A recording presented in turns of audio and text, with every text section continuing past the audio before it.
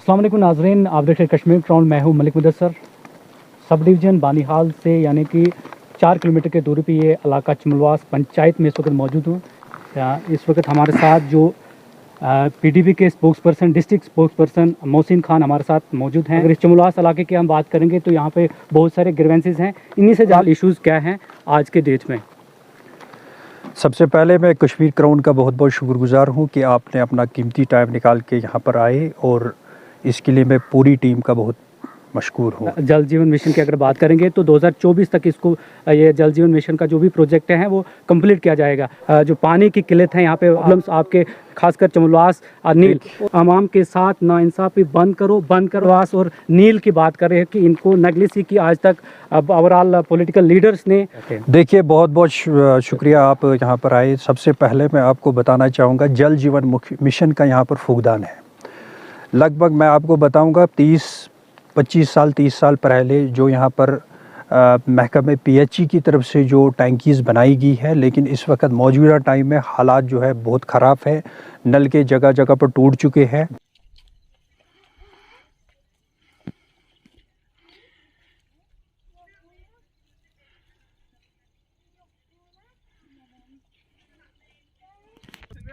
हम आपके साथ है।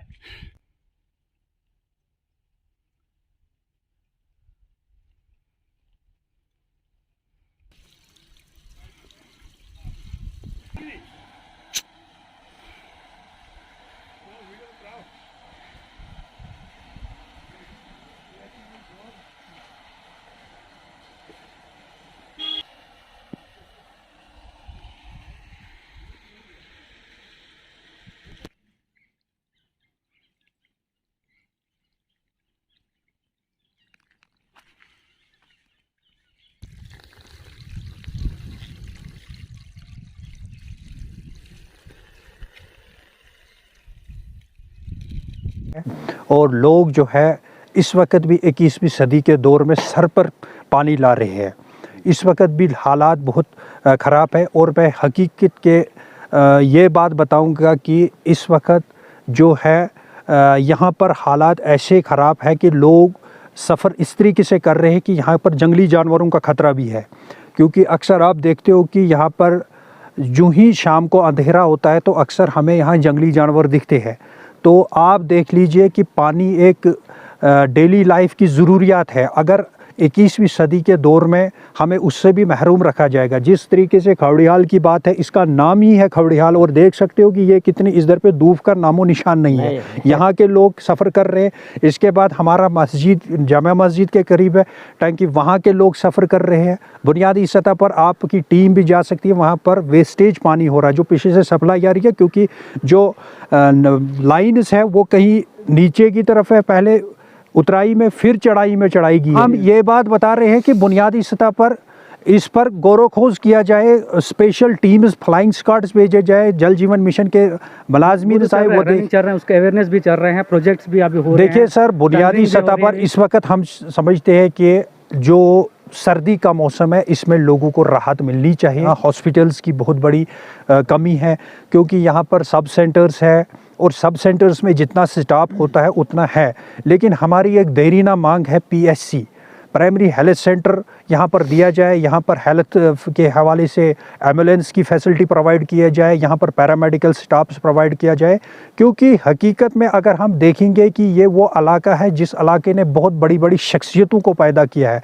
लेकिन जैसे आपने सवाल में कहा कि यहाँ के पॉलिटिकल लीडर्स ने बड़ा नज़रअंदाज किया, और मैं समझता हूँ कि अब यहाँ के लोग भी कहीं न कहीं जाग चुके हैं। और आपने अपने सवाल में कहा कि बुनियादी सतह पर आपकी सरकार भी रही।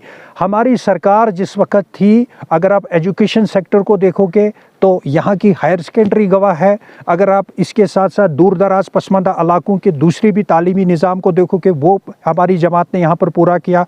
यहाँ पर जो कंस्ट्रक्शन बिल्डिंग हुई है हॉस्पिटल की, वो हमारी जमात ने। अब बदकिस्मती की बात ये रही कि जो ही अब स्टाफ यहाँ पर तैनात करना था तो हमारी सरकार चले गई।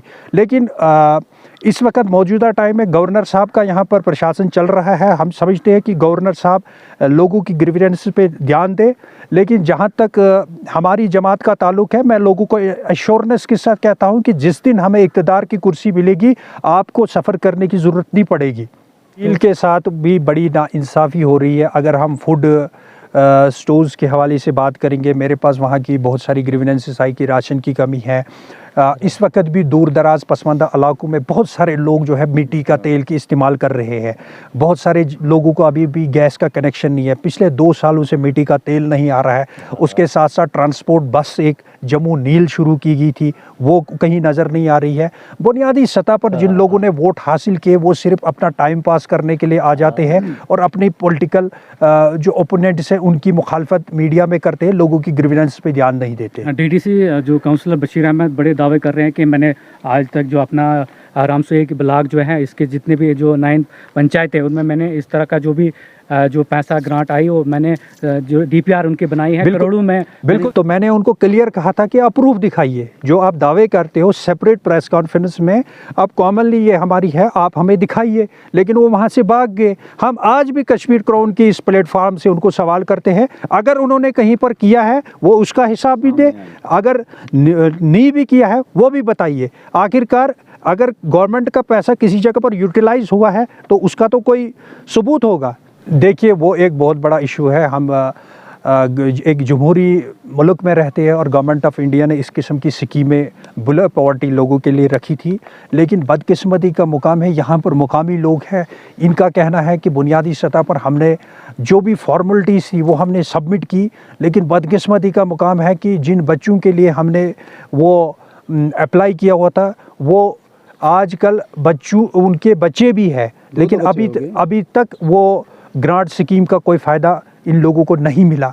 तो सरकार को चाहिए, जो हमारे ब्यूरोक्रेट्स हैं, जो इस वक्त एडमिनिस्ट्रेशन का एक चल रहा है, क्योंकि इस वक्त लेफ्टिनेंट गवर्नर इंतज़ामिया काम कर रही है, तो उनको चाहिए इस चीज़ पे देखना कि आखिरकार ये सरकार का जो ये पैसा आता है इसका मिसयूज़ कहाँ पर हो रहा है। आपके सतह पर जिस इलाके के जिस सीनियर सिटीज़न की मोहम्मद यूसुफ साहब की आपने बात की, ये उस इलाके से ताल्लुक़ रखते हैं, एक बिलो पॉवर्टी फैमिली से है। इनके इलाके में कोई अभी तक 21वीं सदी का दौर है, कोई नौकरी नहीं है, किसी शख्स ने नौकरी नहीं की। तो ऐसे लोगों की आवाज़ हम बनते हैं, हम मज़लूमों की आवाज़ बनते हैं। बुनियादी सतह पर आजकल भी आप देख सकते हो कि अब एक बहुत बड़ा इशू आजकल ट्रेंडिंग में चल रहा है कि मैं आपको बताऊंगा कि हम दूर दराज पसमानदा इलाकों में रहते हैं और स्टेट लैंड का इशू जो यहाँ से हिजरत करके लोग चले गए, कोई आप को समझते हो किसी को थ्रेट था, या अगर आप देखोगे कि यहाँ पर इंफ्रास्ट्रक्चर ही नहीं, हमारे स्कूलों का बेहतर इंफ्रास्ट्रक्चर नहीं है। अगर स्कूलों का बेहतर इंफ्रास्ट्रक्चर तो एक्सपोजर कहाँ से मिलेगा? तो लोग कहीं ना कहीं अपनी मालिकाना हुकूक की ज़मीनें छोड़ के यहाँ से चले गए। कहीं ना कहीं किसी को थ्रेट था, कोई अपने बच्चों का मुस्तकबिल संवारने के लिए गए, कोई खुशी से अपने घर को छोड़ के चले नहीं गया है।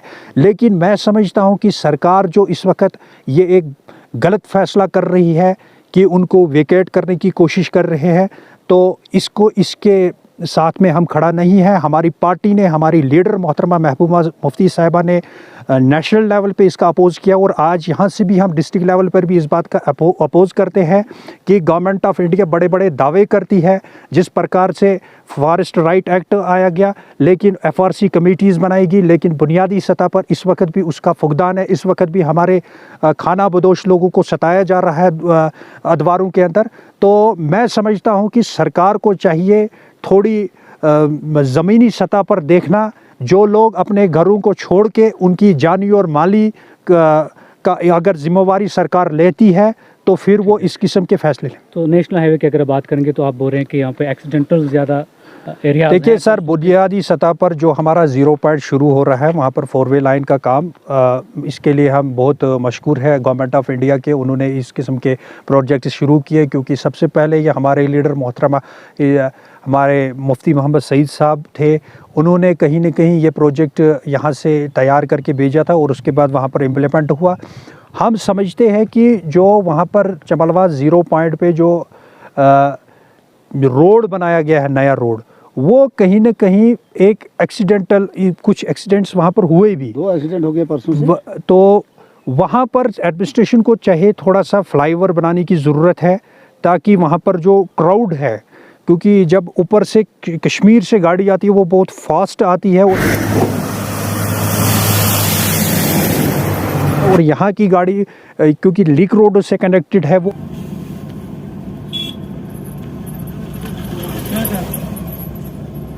वो तो जब ऊपर की गाड़ियाँ भी जाती है तो उस वजह से भी काफ़ी ज़्यादा परेशानी का सामना भी लोगों को पैदल चलने में भी करना पड़ता है, और हमारी जो लाइट व्हीकल्स गाड़ियाँ हैं उनको भी काफ़ी ज़्यादा परेशानी का सामना करना पड़ता है। तो मैं समझता हूँ कि आप के चैनल की वसाकत से जो हम एडमिनिस्ट्रेशन तक बात पहुँचाना चाहते हैं, मैं समझता हूँ कि एडमिनिस्ट्रेशन इस पर गौर करेगी, और जितने भी हमने इस पर जो बातें की, लेफ्टिनेंट गवर्नर साहब, डिविजनल कमिश्नर साहब, डिप्टी कमिश्नर साहब और हमारी जो सब डिवीज़न लेवल पे एडमिनिस्ट्रेटिव ऑफिसर्स हैं, वो इस मसले को जल्द से जल्द सॉर्ट आउट करेंगे। मुश्किलात है उसको। बारिश हो या बर्फ, आंधी हो या तूफान, अब पावर बैकअप के लिए नहीं होना परेशान। हनीफ मोटर्स के पास आए हैं एलिमैक्स पावर बैकअप जनरेटर्स। खरीदने के लिए विजिट करें Hanif Motors, MA road, Srinagar, या डायल करें 6006750045 या 9419011444।